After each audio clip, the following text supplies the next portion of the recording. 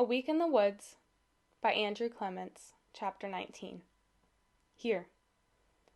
After about 20 minutes of pushing uphill through the woods, Mark stopped to catch his breath. He figured he must be about where he was when he had first heard Mr. Maxwell call his name. And again, facing uphill into the wind, he cupped his hands around his mouth and called, "Mr. Maxwell?" and waited. And then he let out a blast from the whistle and waited. But again no answer. Mark let the whistle drop from his lips. It swung down on its lanyard, and when Mark heard the clink of metal against hard plastic, he glanced down at his chest. And that's when Mark remembered that he ought to be checking his compass. He lifted it up to eye level and opened the cover. Mark could barely make out the white dot on the red end of the swinging needle. Time to get out the flashlight, he thought. And if Mr. Survival had been there, Mark would have given him a hug. Not only did he have a good flashlight, but he had 4 extra batteries. The flashlight made it easy to see the compass dial, but Mark didn't like what he saw. Mark thought that since he had been going uphill, he must have been headed north. That's not what the compass reported. The compass told him that he'd been going more west than north. Yes, uphill, but uphill in the wrong direction. Mark sat down heavily on the boulder to try to figure out what that actually meant. Because when he had heard Mr. Maxwell's first call, he had been headed straight east, back toward the loop trail, the trail he was pretty sure he'd missed. And when he'd heard that first call, he ran downhill, and he thought that going downhill meant he was south. But now he saw that he could have run downhill toward the east, or downhill toward the west. So since he'd just been walking uphill mostly toward the west, was he still further west than before? And would the loop trail still be toward the east, or was he too far north now? And which direction would get him close enough so Mr. Maxwell could hear him and answer him? A gust of cold air found its way down the back of Mark's neck and made him shiver. He had been expecting the wind to die down after sunset like it usually did. Not tonight. It was still blowing strong out of the north. If anything, it was picking up a little.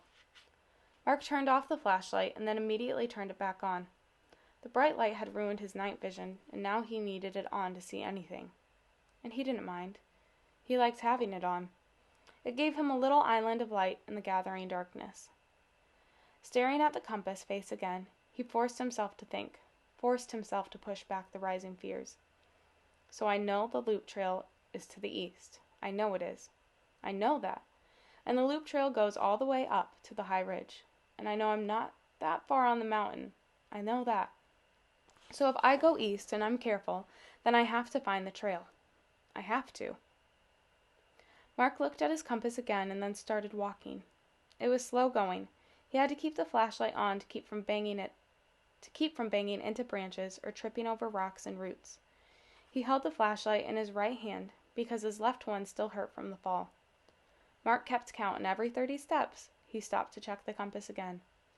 Working his way due east across the shoulder of the mountain took all his concentration. The next 30 minutes seemed like 6 hours to Mark. As he stopped to check his direction again, he noticed that the wind had slowed down a bit and shifted direction as well.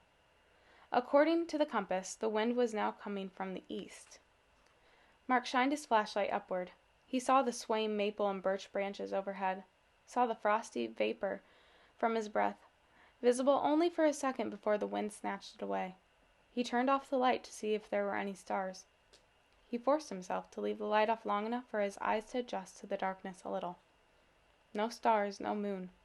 Only the wind and the trees and the mountain and the night. Pulling in a huge breath, Mark yelled, "Mr. Maxwell!" Mark hardly recognized the echo from a rock face somewhere above him. "Mr. Maxwell!" The voice of the echo sounded like a very small boy scared and alone. Mark turned on his flashlight and kept walking due east. As Mark pushed ahead, complete darkness and a bone-chilling cold settled over the mountain. Another kind of darkness crept into Mark's mind. Grimly, Mark thought, it's not going to happen. I'm not going to find Mr. Maxwell. He's not even up here anymore. He's back down at the cabin, sipping coffee and talking with the park rangers about how to rescue the stupid kid who got himself lost. For a kid alone in the woods, lost is a bad word, especially after dark. So Mark avoided it. He tried to keep the word out of his mind, but finally, after another 20 minutes of walking and calling and hearing nothing but his own voice, Mark couldn't help himself. I'm lost, he thought. I mean, I'm not really lost because I've got a map and I've got a compass and I know sooner or later I can find my way back to that Barker Falls trail. I'm sure I can do that. Except it won't be easy. Not in the dark. Or when I'm this tired. Right now, tonight, I'm not going to be going down to the campground or anywhere near it. So for tonight, I'm not lost. Or I'm lost, but not really. I'm just here.